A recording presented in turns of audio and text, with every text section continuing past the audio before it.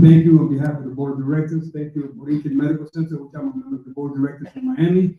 Congresswoman Valdez spent some time with us as well. Of course, Darren Soto is one of our, often visitors. So I want to say thank you to all of you. God bless you. Stay healthy. It's going to be a tough 2 years, but we're going to make it. And I'm just saying this is not over yet. So thank you very much. Yeah. Thank you.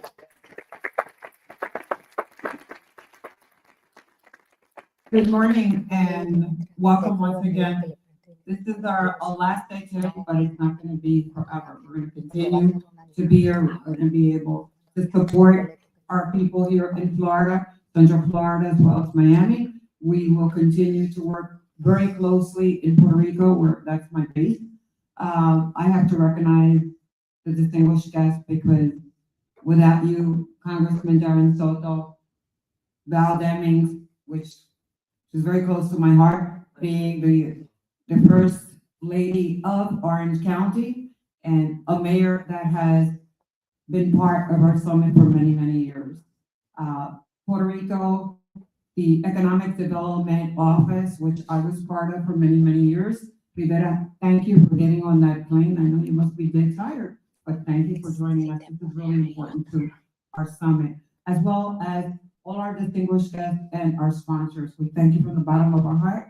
We hope that this is going to be another great event where we can continue to outreach, network, and get together. I mean, talk to the people that are here. Everybody who's around you, everybody's important. We have a lot of new people. We have the Honorable Lourdes. Oh my God, Lourdes, I keep calling you Lourdes. I'm sorry. I forget the protocol when I'm here with you guys.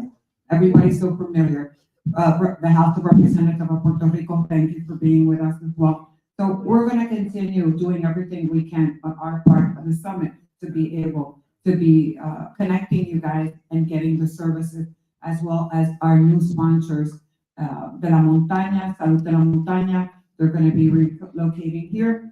So we're going to have more and more services and having people that really want to do business with you on both ends.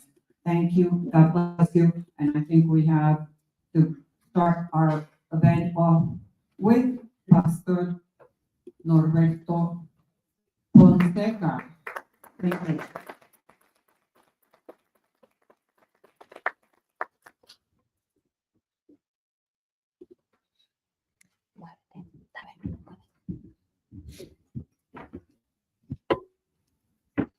Good morning, everyone. Vamos a hacer en español y en inglés para decir a todos los que están aquí. Nos ponemos de pie. So everyone can be blessed here in this one. Amantísimo Dios y Padre Celestial, Blessed Father, te damos gracias por este maravilloso día we thank you for today y por este evento and for this event que nació de tu propio corazón. that came from your heart. Dios, tú nos enseñaste un principio, Lord, you taught us the principle, las alianzas. the alliance. Señor, cualquier cordón de muchos dobleces no parte rápido. Any string that is intertwined cannot break easily. Así que las alianzas son el puente de la fortaleza para nuestra comunidad. This is why alliances are so important for our sustaining of our lives. Y este día es muy especial. And this day is very special. Permite que este día se puedan hacer nuevas alianzas. Permit us to create new alliances in this day. Bendice a cada uno que va a estar aquí al frente hablando a todos nosotros. Bless each one that's going to be up here speaking today to us. Y queremos bendecir también a Luis, a Miriam, a todo el staff que realiza esta evento. And we'd like to bless Louis and Miriam and all the others that realize this event. Lo dedicamos para ti, We dedicate this to you en el nombre de Jesús. in the name of Jesus. Amén. Amén.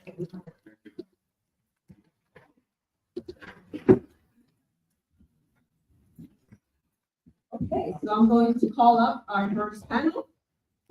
Your moderator for this first panel spoke Community and Economic Development and ED Tech Initiatives is moderator David Rodriguez, Director of Economic Development for the City of Kissimmee.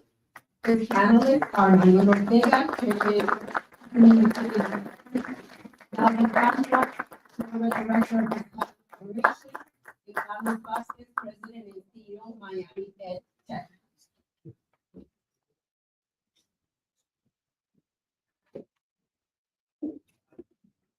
Let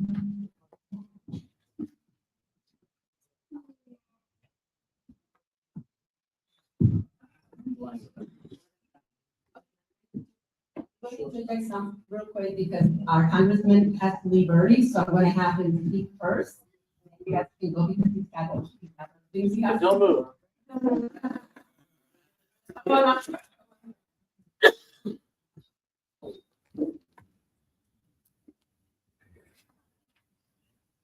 Thank you all so much. For those of you who are in from out of town, welcome to Central Florida. Bienvenidos a Florida Central. For those of you who are at home, you know a lot of what I'm about to speak about and set the table really for a great regional conversation. You know, locally, we see a lot of positive things happening, but we're seeing headwinds from Washington nationally. And, you know, I couldn't be proud of the work being done both in Orange County, Osceola County, and in our region. We see, you know, last year, and my longtime colleague Val Timmons is a big part of that. Thank you for being here, Val. Appreciate it. Who knew Orlando became the 20th largest metro area in the nation this last year? Leapfrog in Baltimore and stiff arm in Charlotte. Take that, Charlotte. What's up? To become the 20th largest metro area in the nation. Normally, we're able to say 1,000 people move here a week, but last year it was actually 1,500. That presents huge opportunities for small businesses, as you all are looking to either have a footprint here or expand here. Welcome to the largest diaspora in the nation, 1.2 million strong Puerto Ricans. Where's Fernando? See, you want to know anything about that? He'll give you the deep dive on that. And so it presents unique opportunities for us. We see huge improvements, whether it is in places like Lake Nona in the district, a thriving medical city, or Neo City in Osceola, where we're making microchips. Many of you may not be aware, but we have a huge aerospace cluster too in space. We have Cape Canaveral and a bunch of beachline warriors that drive out every morning. We also make a lot of the stimulus and training programs for the military at UCF. A lot of businesses that if you're here, you may be aware, but if you're new and coming in, that create a lot of opportunities. In addition, we got a lot of big infrastructure projects happening right now. Whether we're expanding I-4, we're about to make another big announcement at the airport, right? We've done a lot of those over the year back with Terminal C, or whether it's these jobs projects. With that, though, we have some growth challenges, no doubt. Who would have thought our sleepy little area 20 years ago would be one of the most popular places to live in the country? So for longtime seniors, for renters, it's been a challenge as real estate has gone up. And so building affordable housing is one of the things we'll continue to work on. Osceola just got to announce a bunch of low-income housing tax credit projects just this past week. And then, of course, traffic. And so expanding I-4, Poinciana Parkway, the Turnpike. We just expanded 528 and the 417. You know, last year I-4 had the most traffic of any highway in the nation. Now, I am proud to say that we did add 2 lanes. It's helping out a little bit, but we have a much larger project that's going on right now. If you live in South Orange County, Osceola, or Polk County, you know, and we're going to continue to expand that. One of the big things to look ahead for is that we're going to be expanding Sunrail also to the theme parks to help folks get to work, tourists get to their destination, connecting it to the airport, and we're going to be connecting Brightline from Orlando to Tampa. So imagine going forward, we're going to be fighting for maybe a World Cup or an Olympics with a 3 metro area connection to be able to do big things like that. We're a few years off, but there's a lot of amazing things happening, and it's a perfect place to have your small business. Nationally, we face some headwinds because we're seeing some potential cuts to major programs like NIH and potentially with CHIPS Act, which is one of the things fueling Central Florida's growth. We also saw a reconciliation package that would have big cuts to SNAP and to the Medicaid program. This is a popular program locally, Kid Care, that 40% of the kids get their health care through a Medicaid program known as CHIP, as well as a lot of seniors who are in nursing homes or assisted living facilities. It's one of the prime ways we're able to fund taking care of our loved ones. And then for SNAP, it would be a 25% cut to the state's nutrition budget, which right now a family here gets about $6 a day per person. It's a little less than $1,000 a month for a family of 4. And back in Puerto Rico, which we'll get to in a second, it's less than half. And so we know we have to work on a couple things, and we're going to continue to work to fight for these key programs that 40% of our kids in the district get their health care through kid care, and so many of our seniors.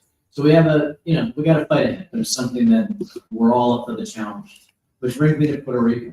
We know we need to continue to lift up our brothers and sisters on the island. It's been far too long for this grid to be fixed. I was down there at Resident Commissioner Pablo Jose Hernandez's grand opening, and there was a brownout during the middle of the grand opening of his new office. I also went over to Fortaleza to meet with Governor Jennifer Gonzalez Colon, and we need to work together, especially expediting permits for the rest of these major power lines that need to be reconnected. We also know that agriculture is something that we need to continue to invest in back on the island, something that is way under its potential. We need to make sure we're keeping manufacturing, which is half the island's economy, in Puerto Rico. And of course, we know a thing or two about tourism here in Central Florida, and we're looking to continue to help foster investment in tourism. And I know Mayor Demi expects to lead a business trip down there with a lot of our folks from the Hispanic Chamber and others. So we're big believers in helping in all these things. And of course, if there were cuts to SNAP, that would also mean there'd be cuts to SNAP back in the island and Medicaid, which is a big share of the healthcare down there. So I couldn't be prouder of what our Puerto Rican community is doing here, and welcoming our folks from New York and from the island up. It's a really special conversation. Thank you, everybody, for having me. Welcome.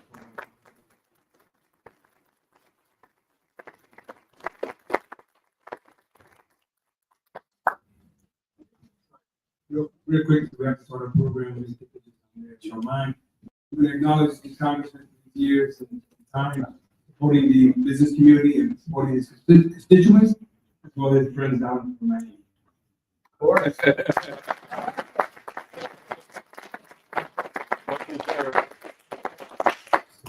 Now we call David Rodriguez, who's the director of economic development for the city of Kissimmee, doing a great job.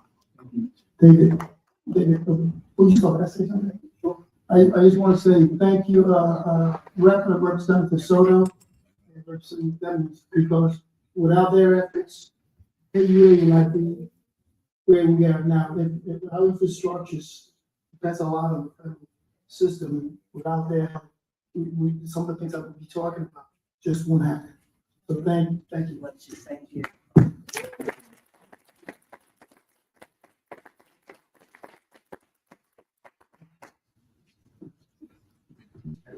Well, again, welcome everyone to the first panel of the day. I'm David Rodriguez, Director of Economic Development for the great city of Kissimmee. And it is my pleasure to moderate the first panel, Community and Economic Development Initiatives, Creating Opportunity. And I would like to introduce our panelists for this morning. Manuel Ortega is Chairman of Kissimmee Utility Authority. Manuel has been a resident in Kissimmee for 10 years. He's a former deputy for the Broward County Sheriff's Office in Florida and a police officer for the city of New Bedford, Massachusetts. A retired Navy captain, he holds criminal justice degrees from Western New England College in Massachusetts and Salvia Regina College in Rhode Island. Manuel previously served on numerous boards of directors for nonprofit organizations and is married with 3 daughters, 4 grandchildren, and 1 great.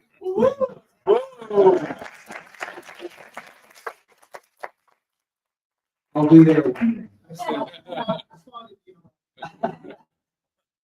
Then is Freddy Agraiz. He's Director of Digital Initiatives with the Hispanic Federation. Freddy holds a master's degree in communications from Rowan University in New Jersey. He began working with the Hispanic community in the 1980s throughout the Northeast U.S. and over 2 decades. He developed business operations, including a community newspaper and a technology education program for seniors. In 2018, he returned to the nonprofit sector by joining the Hispanic Federation. And as Director of Digital Initiatives, Freddy combines his passion for technology and education to one of our communities.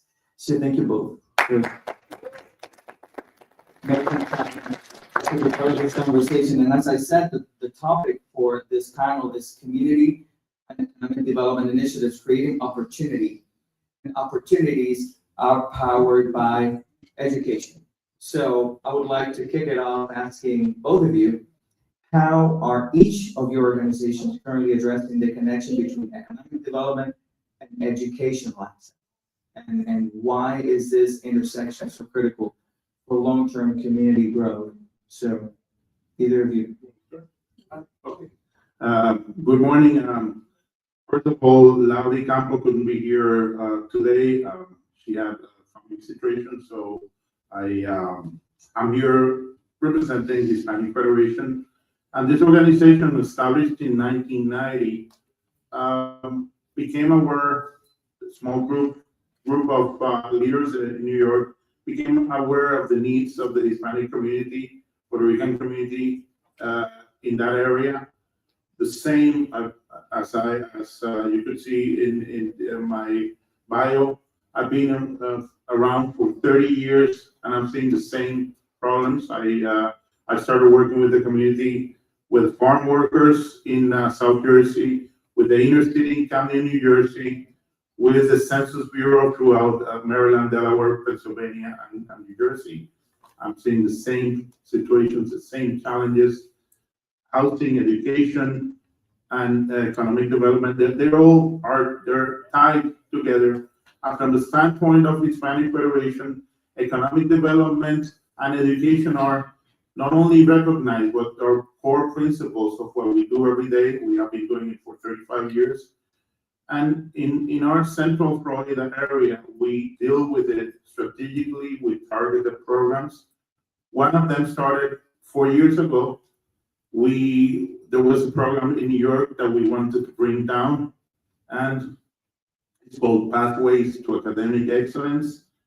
And it's a great program, and I want to thank Paul Demings because he was instrumental in helping us bring that program here to Florida. We are proudly able to inform that we have over 500 participants in terms of parents and students. We provide a pathway, a guide through workshops so that they can navigate the often complex process of identifying, first of all, identifying the testing, standardized testing, how to navigate that, selecting universities, applying financial aid. It's a very complex process that many of our families in the Hispanic community and other communities do not know.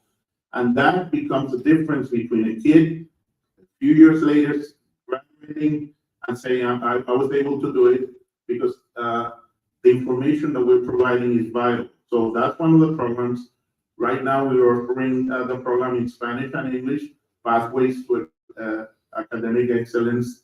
It is a game-changing, a life-changing program, and we're basically working with that seed and providing the nutrients with the information so that we can have more of our kids take the route to college, or it could be technical education. So that is a great program that we're offering. Then we have the Crear Futuros program that is more focused on retention. We have a chapter at UCF, and we provide support to the kids. We provide mentorship, and we help them stay in school so they can finish that process. So in terms of education, those are key components.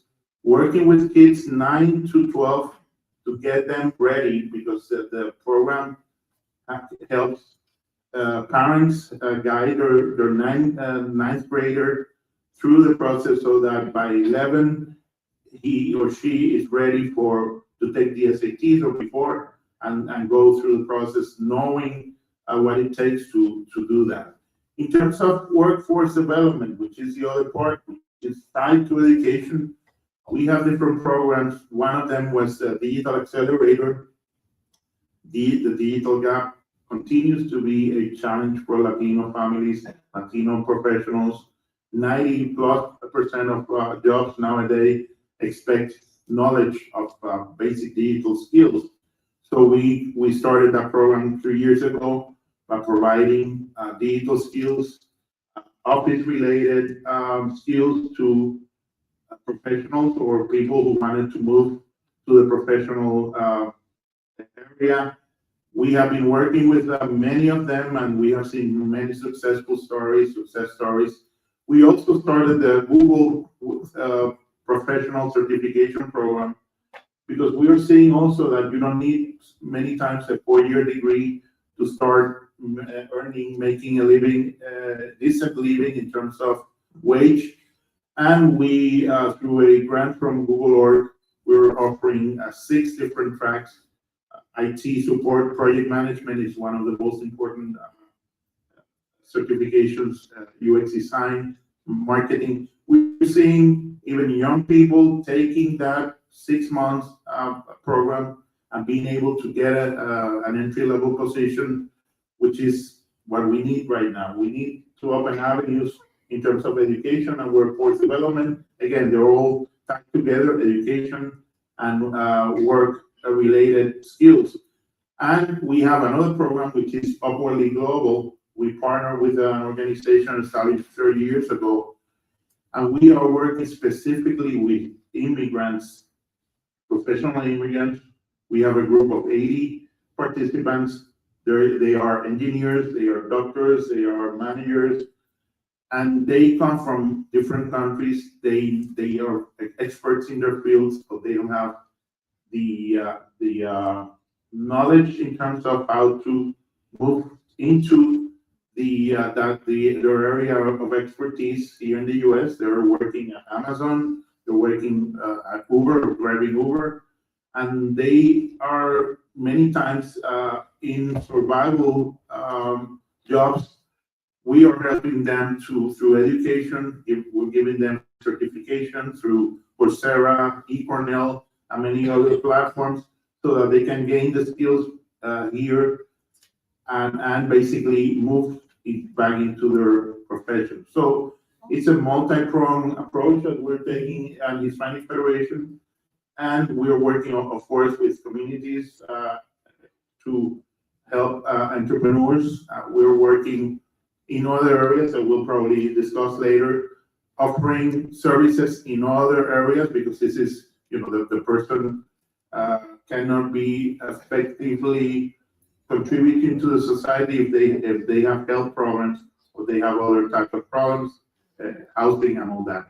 So what we're doing basically is working in different areas to help Central Florida and Florida in general, hoping for a better future, giving them opportunities, opening new doors for young kids, students, and also for professionals. So Yeah, I'm bridging that gap, right, to access better opportunities. Now, Manuel, from K perspective, that connection between economic development and educational access.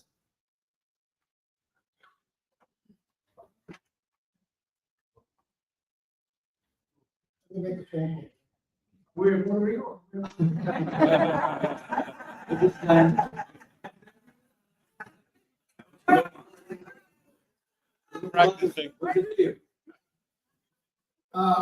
The reason I did that is without electricity, there was no growth. So I think I can leave a hang now. I don't have to. Statement, great statement. My name is Manuel Ortega. I said earlier, I'm the chairman of the KUA, which is Kissimmee Utility Board. KUA in Spanish, I'm sorry, I'm normal, have a lot of voice.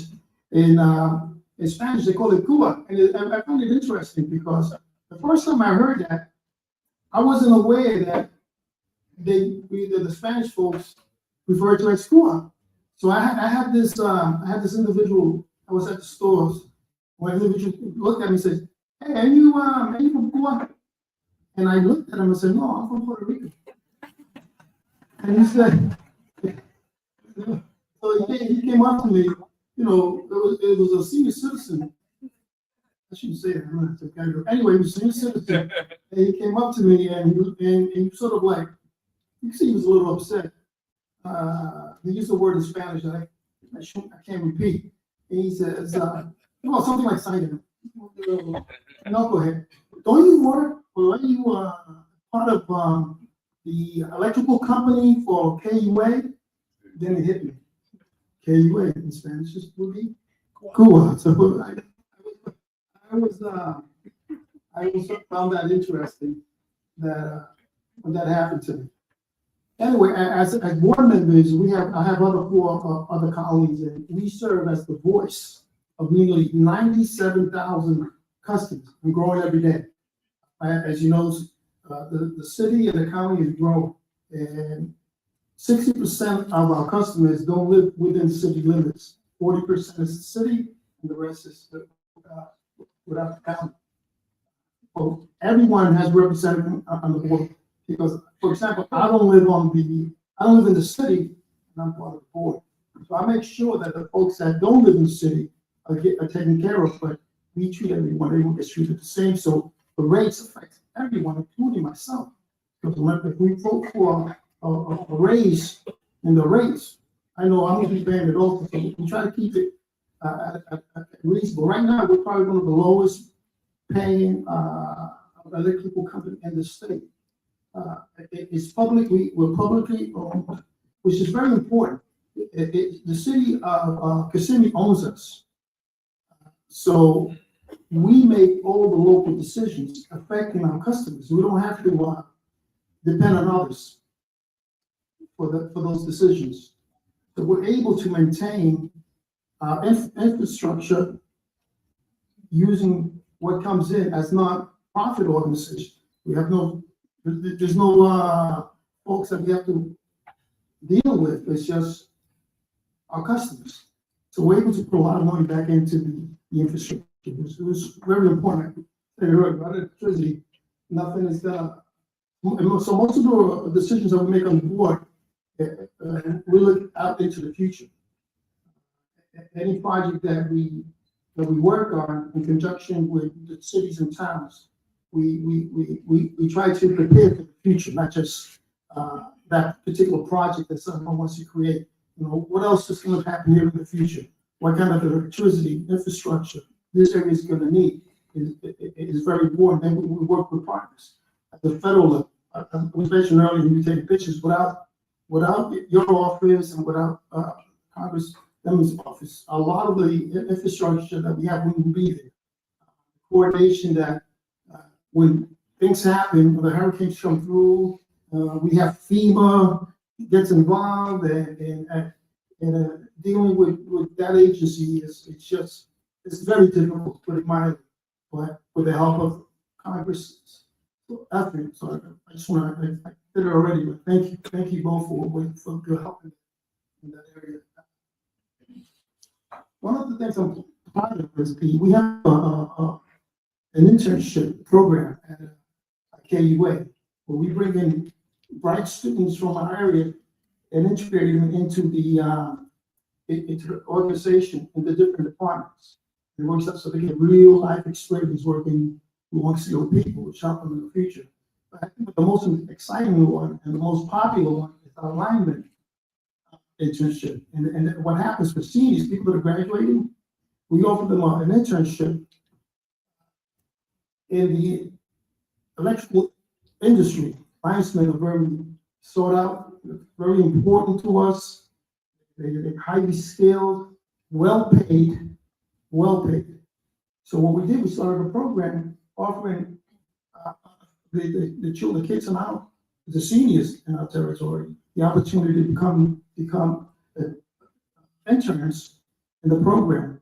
And since it started, we've hired at least 3 that are now in high-paying, great careers in those sort of kind. So that's what we're doing. We're trying to get the community involved. Excellent. So apprenticeship and pathways, programs, again, the end game is to provide a better high wage job opportunity for residents. Right, connect, create roads, open doors, create opportunities. Excellent. Now, Freddie, from your experience working across communities through the Hispanic Federation, what systemic gaps must be addressed to ensure equitable access to economic opportunities in Hispanic and other underserved populations? The list is very long. Housing is a key component, and Congressman Darren Soto mentioned it. It's one of the problems that we have here. An apartment, two-bedroom apartment in Orlando area is over $2,000 to $2,500. More than that, that is a key component of the systemic gap or the problem, that challenge that many families face. We are also working with the language barrier, as opposed to the Northeast U.S. where I worked. That is more mature Hispanic population, second and third generation. We are seeing here more newcomers from Venezuela, Colombia, and other countries that they have to start from scratch learning English. They're doing it. And one of the areas that we're working with is also helping them connect with the English language as we provide in classes. Another area is important here is education, of course. We're seeing that kids, they maybe their dream is just to finish high school and become influencers. They need guidance. They need that special connection with the future. Many of them don't see a future, the young kids. The other area, of course, is civic engagement. We're working with that. There's a low voter turnout in the Hispanic community, Puerto Rican specifically. We are working with that. We have a program called La Voz de mi Gente, specifically to target young Hispanics, Latinos who don't feel connected to the voting or to the democratic process, so that we can basically provide education and guidance in terms of the importance of being connected, being part of the democratic process. So there are many of them. Health, of course, is an area that is very important. We have a program called Por Nosotros. We are offering mental health workshops for families in Spanish in different areas. If you don't have your mental health situation solved, that is also a very important gap. And also bias, we talked about that. When you come to the mainland as a student in the 80s in South Jersey, you start detecting some types of bias, sometimes more subtle, sometimes more open, and you get it in your face. Right, and you get used to it. And my focus was, I'm here to work, to study, and I don't have the problem. The other person has the problem. So I dealt with it, but it's not easy when you're coming from people who came from Hurricane Maria. It was very difficult. At Hispanic Federation, I was directing a program called Abrazo Boricua, and we dealt with hundreds of families who came from Puerto Rico. Many of them, and there was a report by United Way, many of them had the college degrees, but their level of English was not up to par. They knew how to read English, and at that point, it was very frustrating for them. All that has to do with bias. Even when you present a resume with a university with a name in Spanish, would be detected by the person as an obstacle to give you that opportunity. So there's so many. It's a wide range there are many gaps that we have to work with. And we do that through a network of 100 partners throughout Florida, because we cannot cover all the needs. So we work with different organizations to provide assistance in so many areas, because an individual is affected in so many ways and has so many challenges to develop, to be part of the society, to become productive members of the society here in Central Florida or Florida. So we try to deal with all the challenges. There's so many, but through different programs, through different avenues, and provide support. Yeah. Provide support and provide guidance and education. That is the key. Knowledge. Yeah. Knowledge is the key. So housing, language, even bias, it's our gaps, right? So Manuel, now from your perspective, who's nonprofit, now you're in the utility sector. How does infrastructure planning, including energy access, smart technology and others, support or limit economic development at the local level, particularly for Hispanics? I can't wait, we have a 5 years or 10 years strategic plan to address future growth. Because we have to anticipate what's going to be happening. So collaboration between cities, municipalities, the county, federal offices, we have this plan. And for example, we had a survey and we discovered that many folks in our community were buying EV vehicles. So most people think that electric companies hate renewables and so forth, but we embrace it at KUA. We really do. We have installed over 70 EV charging stations within our service territory, which I think is important. We also partnered with other municipalities and public power, and we're part owners of 2 solar farms, which is, once again, through the help of the federal. And of course, coming from the community side, it is so critical to have a reliable, robust infrastructure to be able to attract the industries that are going to provide those higher wage jobs. Like manufacture, they absorb a lot of power, particularly data centers that are so prevalent, they consume loads and loads of power. So providing those opportunities at the community level require having a robust. And to attract the right people and the right businesses, the first question any business that comes into any new territory is the electricity reliable? Right? And is there capacity there? Could they meet our needs? So that's the first thing that's discussed at the table. And I have an example of that later. Sure, no problem. Now, to all, starting with you, Freddy, what are some successful models of cross-sector collaboration between municipalities, tech organizations, community stakeholders, nonprofits like you, that have resulted in measurable progress or job creation successes? Yes, we're connecting with different organizations. For example, UCF Global, and we have some people representing UCF here. We have been working with them so that their group of individuals who go through the process of learning English, we can then move them at intermediate and advanced levels to the Upwally Global program. And we create that, again, that pathway to provide opportunities. And we also work with other partners such as Career Source Placement. So we go to the different steps by combining resources, by combining expertise with different organizations.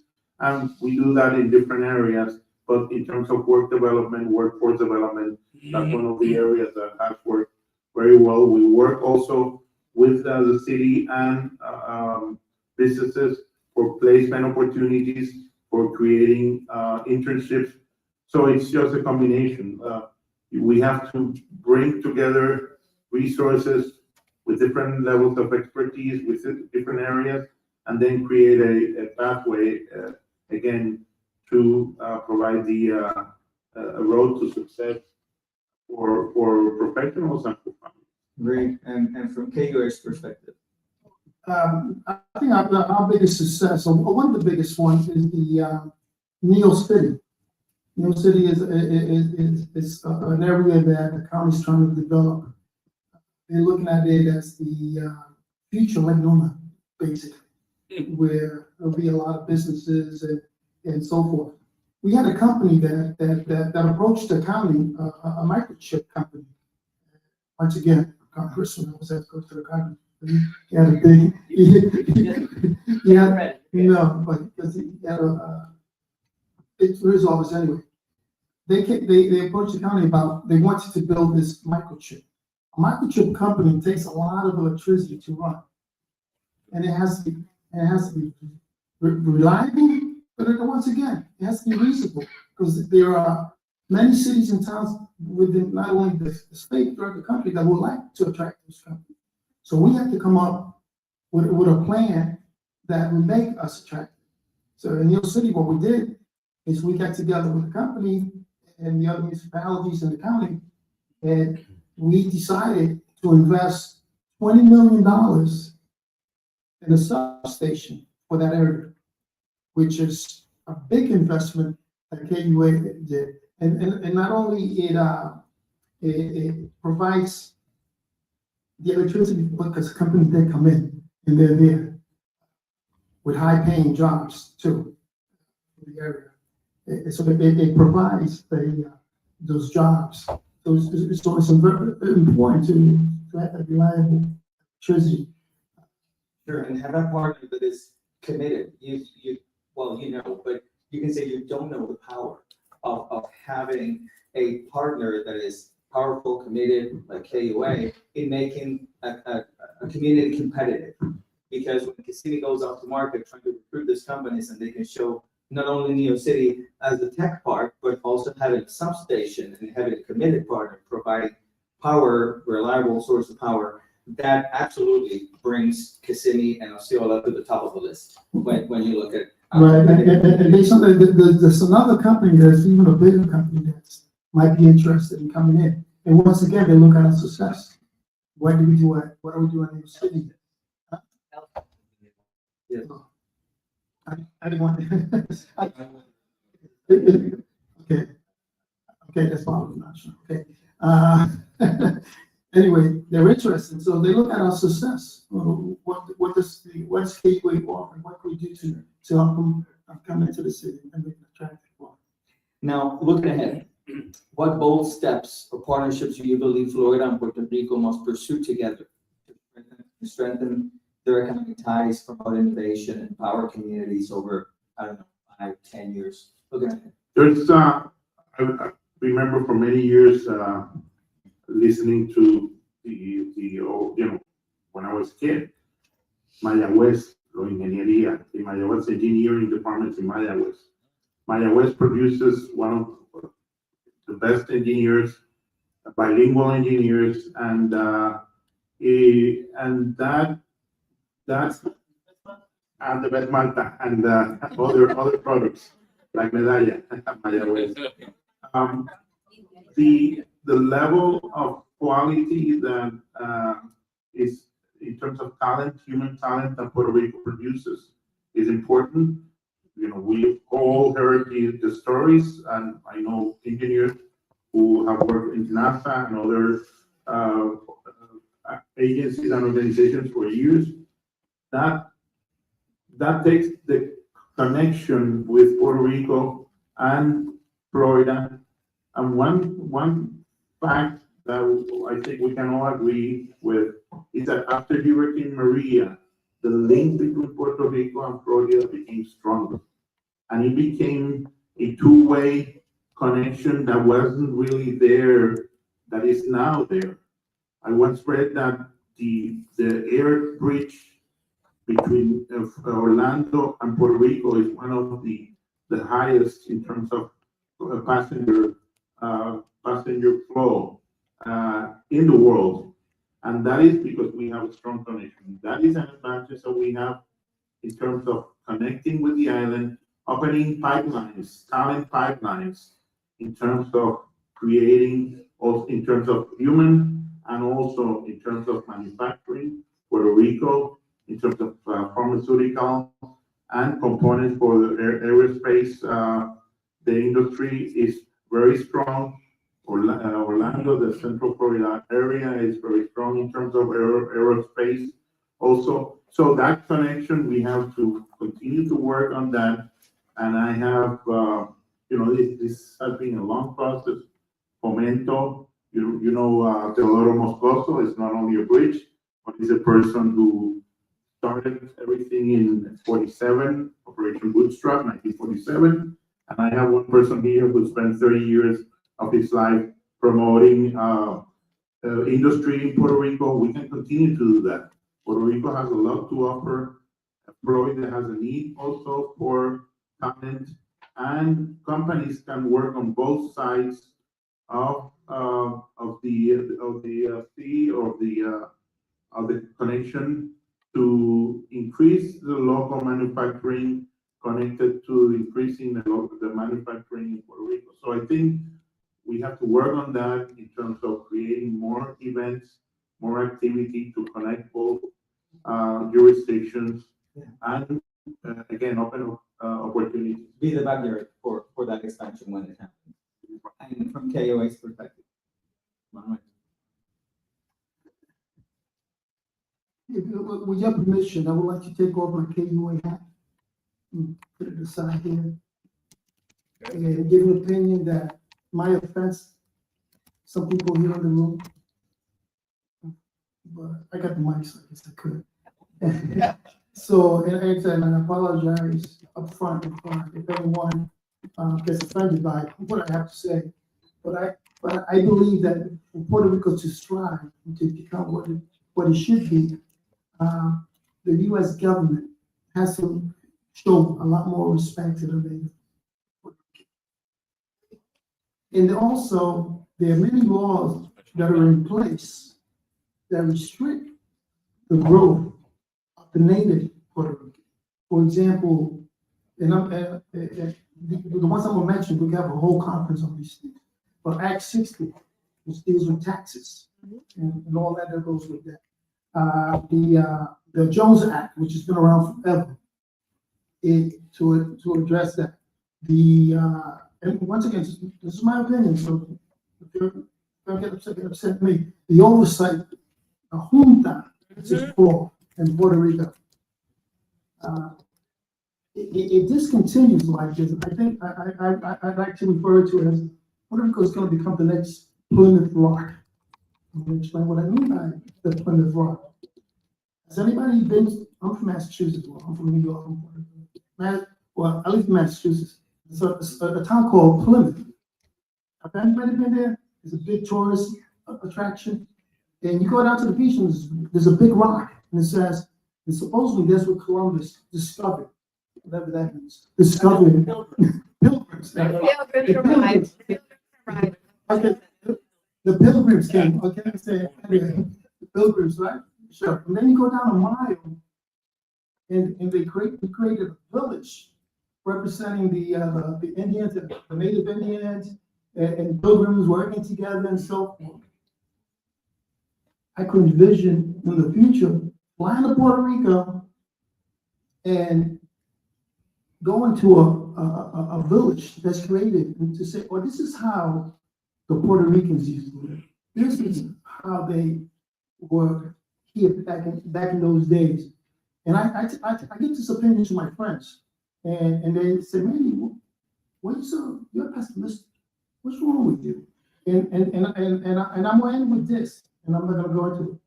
My answer to that is, have you guys been to Rincon, Puerto Rico? Yes. Yes. And that's my take, and I apologize for the death. No, definitely. Good things come from a place where ideas are challenged and where ideas collide. So thank you both for your perspective, for your insights, and very great discussion this morning. Thank you.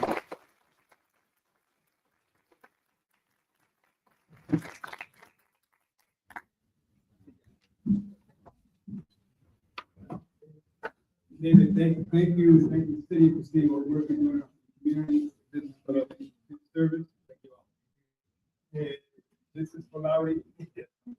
Don't leave. Laudi. Thank you. This is my good brother who's looking for that village.